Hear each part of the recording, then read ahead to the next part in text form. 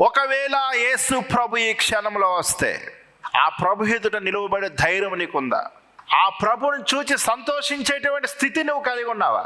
అయ్యో ప్రభు వచ్చేసాడు, లోకస్తులు రొమ్ము కొట్టుకుంటారట, నువ్వు కూడా అలా రొమ్ము కొట్టుకుంటావు. అయ్యో ప్రభా, నేను పాపిని, నేను ఎన్నో పాపాలు చేస్తున్నాను, ఇంకా నాలో సరైన మారు మనసు లేదు, నా కోసం నేను బ్రతుకుతున్నాను కానీ నీ కోసం నేను ఏది కూడా చేయలేకపోయాను అని బాధపడే స్థితిలో ఉంటావా?